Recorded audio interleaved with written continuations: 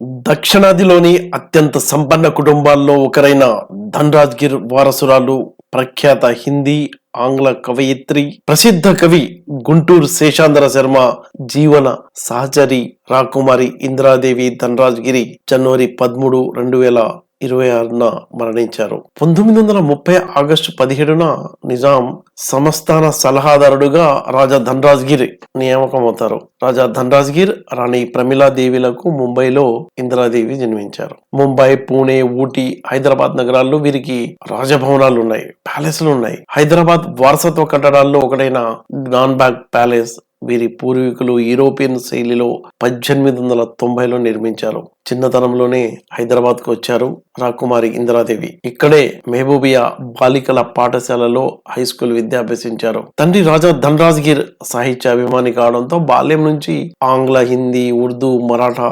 సాహితీవేత్తలతో ఆమెకు పరిచయం ఏర్పడింది. తన కుటుంబ వారసత్వం చరిత్రను మెమరీస్ ఆఫ్ దక్కన్ పేరుతో కాఫీ టేబుల్ బుక్ గా ప్రచురించారు. World poetry society inter continental సంస్థ 1973లో ఇందిరాదేవిని నోబెల్ సాహిత్య పురస్కారానికి నామినేట్ చేసింది. ఇలాంటి అరుదైన గౌరవం పొందిన తొలి భారతీయ కవయిత్రి ఇందిరాదేవి కావడం విశేషం. ఆమె రాసిన కొన్ని ఆంగ్ల కవితల్ని ప్రముఖ కవి మగ్దుమ్ ఉర్దూలోకి అనువదించారు. ఆమె చిత్రకారిణి కూడా. ముంబైలో ఎంఎఫ్ హుసేన్ సారథ్యంలో ఇందిరా గీసిన చిత్రాలతో 1970వ దశకంలో ఓ ప్రదర్శన నిర్వహించారు. నిజాం సంస్థానంలో 2 సార్లు ప్రధానిగా పనిచేసిన మహారాజా కృష్ణ ప్రసాద్ తో ఇందిరా క్యారమ్స్ ఆడేవారు. మౌంట్ బాటన్, సర్దార్ జాఫ్రీ, కైఫీ ఆజ్మీ వంటి వారితో మంచి పరిచయం ఉండేది. ఏరో నిజాంతోనూ సంభాషించిన ఘనత ఇందిరా సొంతం.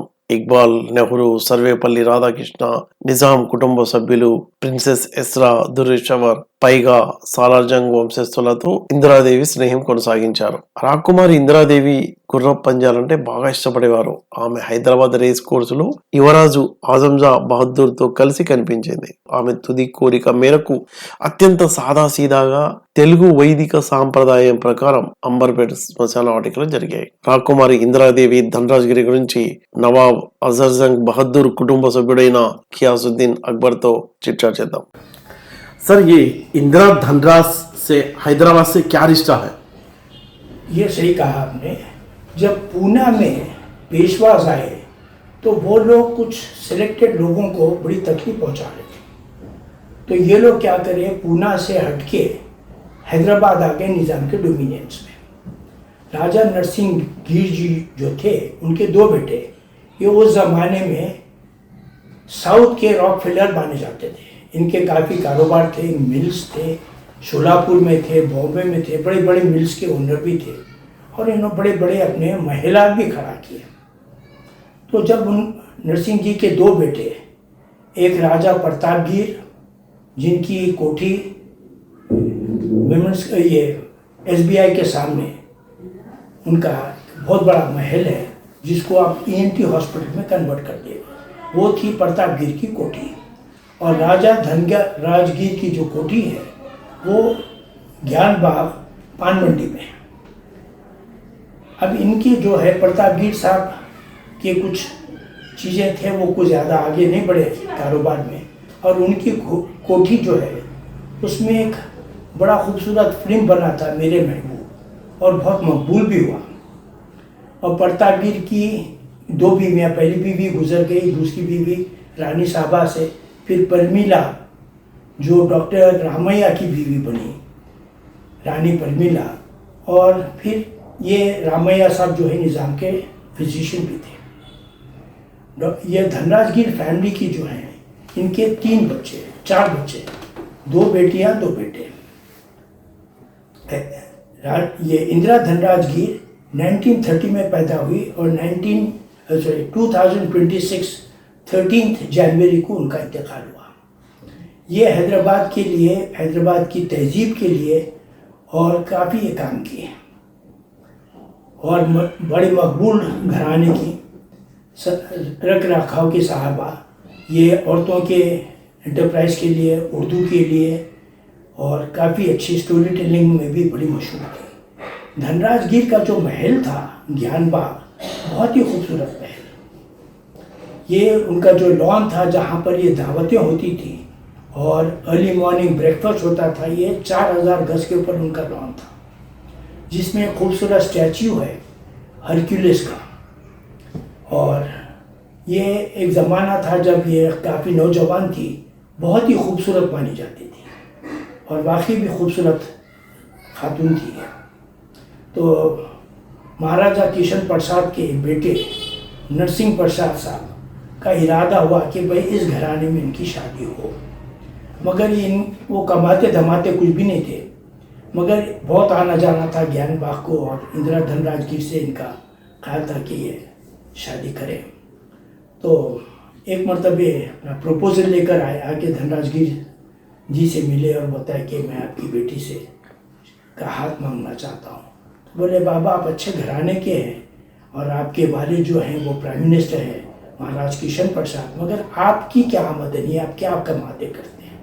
तो बोले बाबा आप पहले कमाना सीखिए फिर आप शादी की तरफ। तो बोले नहीं मेरे वालिद की काफ़ी आमदनी है, बस हो जाएगी, हम सबको अच्छी पॉकेट मनी मिलती है। तो धनराजगीर साहब अपनी बेटी के ताल्लुक से फरमाए आपकी 1 महीने की जो पॉकेट मनी है वो मेरी एक बेटी का 1 दिन का खर्चा है। तो मामला आके वहाँ ख़त्म हो गया। तो इंदिरा धनराजगीर बड़ी रख रखाव की खूबसूरत औरत, महबूबिया, और ये काफ़ी पढ़े लिखे हैं और इनके कुछ किताबें भी हैदराबाद के हेरिटेज पे भी काफ़ी काम की है और बड़ी रख रखाव की है। और इनका जो है हमारे घराने से, अजरजंग फैमिली से, खुसूसन हमारे ताया और उनकी बेटी से बड़ा इनका दोस्ताना था।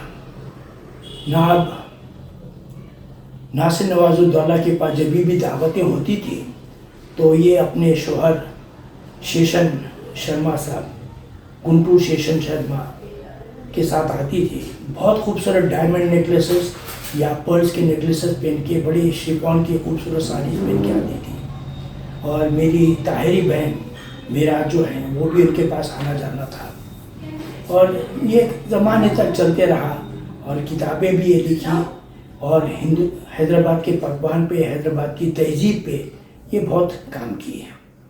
अनफॉर्चुनेटली ये थोड़ी दिन से कुछ अलील भी रहने लगी और 2026 13 जनवरी को ये इनका इंतकाल हुआ और ज्ञान बाग से इनकी मैयत निकली और अंबरपेट क्रीमेटोरियम पे इनके लास्ट राइट्स परफॉर्म किए गए। और फरमाइए फजल साहब, कुछ सवाल? पर्सनल लाइफ कैसा था साहब इनका? इनकी नेचुरल लाइफ जो है बहुत ही ग्रैंड थी। एक तो बहुत पैसा था। आप अगर बॉम्बे गए हैं कभी तो गेटवे ऑफ इंडिया के सामने 2 महल बड़े मशहूर थे। एक तो धनराज महल जो नेवी को किराए पे दिया गया था और फिर उनको नेवी को हटाने के लिए वहाँ से इंडियन नेवी को जो किराए पे दिए थे उनको खाली कराने के लिए काफ़ी इनको मुश्किलात हुई। फिर आखिरी में ये सक्सेसफुल हुए कि वहाँ से उनको खाली करवाएं। और गेटवे ऑफ इंडिया के सामने और एक बड़ा खूबसूरत महल था जो दिलेरुल मुल्क की प्रॉपर्टी थी, जो बाद में उसे वेस्ट एंड होटल बॉम्बे ने ख़रीद लिया था। इनके मिल से शोलापुर में, इनके काफ़ी ऊटी में बड़े बड़े प्रॉपर्टीज़ हैं और हैदराबाद में बड़ा महल है जो अभी भी अच्छा रख रखाव का है, पान मंडी में। इनके एक भाई हैं महेंद्र गिर और इनकी छोटी बहन है रेणुका जो बॉम्बे में रहती है। धैर्यबंद गिर जो है ये भी पहले गुजर गए। इनका बड़ी शौकीन थी, अच्छे दोस्त अहबाब और बड़ी अच्छी ऊंचे सर्कल्स में ये लोग का उठना बैठना था।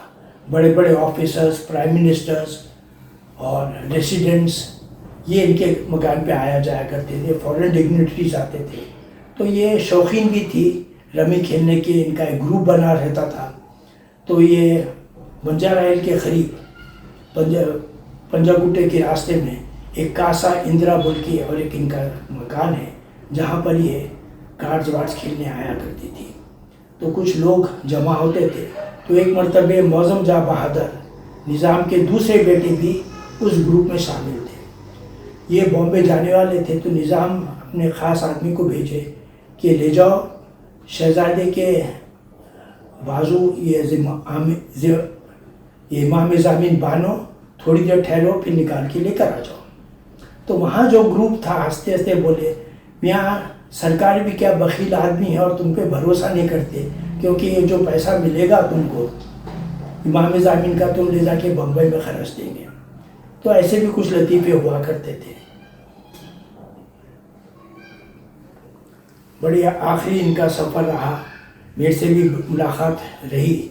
हुआ ये कि हम लोग उस ज़माने में 2015 में हम दरगाहें, मसाजिद, चर्चेस के ये एग्ज़िबिशन के लिए फ़ोटोग्राफ कर रहे थे। मेरे दोस्त रमेश साहब मेरे साथ थे। तो हम रोशन उद्दौला के मकबरे में हम वीडियोग्राफी कर रहे थे। तो उस वक़्त में ये धनराज महल का, ये पान मंडी का जो है ज्ञान बाग पैलेस का, उनसे जिक्र किया। तो रमेश साहब बोले, भाई आपकी कोई पहचानक के हैं क्या? अगर हैं तो अपन जाके ज्ञान बाग की भी तस्वीरें लेंगे। तो मैंने कॉल किया इंदिरा धनराजगीर को। तो उनकी सेक्रेटरी और असिस्टेंट जो थी एक क्रिश्चियन लेडी, वो उठाई। तो मैंने अपने आप को बताया कि मैं कौन हूँ, और राजकुमारी साहबा से कहिए कि अगर वो फुर्सत है और हमको वक्त दे सकती हैं तो मैं आके मिलना चाहता हूँ और ज्ञान बाग की हम तस्वीरें लेना चाहते हैं। तो 5 मिनट के बाद कॉल किए कि हाँ ज़रूर आइए। तो मैंने कहा कि मेरे साथ एक दोस्त भी हैं, रमेश साहब, हम दोनों आएंगे। तो रमेश साहब और मैं काफ़ी तस्वीरें लिए गए। फिर रमेश साहब भी इधर उधर घूम रहे थे पैलेस में। तो मैं बैठ के इंदिरा धनराजगीर राजकुमारी साहबा से बात कर रहा था, और इनके पास ज्वेल्स बड़े अच्छे थे, बड़ी खूबसूरत एमरल्ड की अंगूठी पहनी हुई। और मैं अपना जैसे कैमरा उठाया, मैं आपकी एक तस्वीर लेता हूँ। तो बोले नहीं, फिर कभी लइए, अभी मैं घर के कपड़ों में हूँ। तो फिर उनकी जो असिस्टेंट थी आके बोली, नहीं राजकुमारी साहबा पूरा ड्रेसअप जब तक नहीं होते वो अलाउ नहीं करते किसी को तस्वीर लेने के लिए। बड़ा खूबसूरत महल है और काफ़ी वसी है। एक जगह से आप ड्राइव इन करिए, दूसरे रास्ते से आप ड्राइव आउट करिए। बड़ा खूबसूरत लॉन, सामने वाटर बॉडी, जहाँ पर इनके वालिद राजा धनराजगीर बैठ के सुबह की चाय पिया करते थे। ये फिल्म के ताल्लुक से क्या है सब, किस लिए हुआ फिल्म का शूटिंग हुआ? मेरे ये महबूब था शायद एक ये अब्बास साहब का फिल्म है शायद, वो मेरे महबूब। तो ये प्रतापगीर की कोठी उनके लिए बहुत आइडियल नज़र आई। तो ये विमेंस कॉलेज के करीब था और यहाँ पर ये पिक्चराइज किया गया मेरे महबूब, और बहुत मकबूल हुई है फिल्म। प्रतापगीर की कोठी तो खैर अभी BNT हॉस्पिटल को किराए पे दी है या गवर्नमेंट ले ली है। कुछ हिस्से में प्रतापगीर की फैमिली अभी रहती है। यहाँ बैंक स्ट्रीट से लेके आपके कॉलेज ऑफ मेडिकल कॉलेज जो उस्मानिया का है, वहाँ तक ये ड्यूटी का हिस्सा था। तो ये बड़े मशहूर फैमिली थी, रख रखाव की फैमिली थी, बड़ी तहजीब याफ्ता लोग, बड़े शौकीन लोग, और इनके पास बड़े बड़े डिनर्स होते थे। एम्बेसडर्स और मोइनुद्दौला के बेटे, हमारी ताहिरी बहन साहबा भी वहाँ ज़्यादा आना जाना था उनके पास। मेरे ताया शमशामुद्दीन, नाब शमशामुद्दीन हैदर, ये सब ये एक आपस का एक ग्रुप था ये। और नाब ज़हीर यार जंग उस ज़माने में बड़े खूबसूरत नौजवान थे, मोइनुद्दौला के पर्सन, जिनकी बशीर बाग की कोठी थी।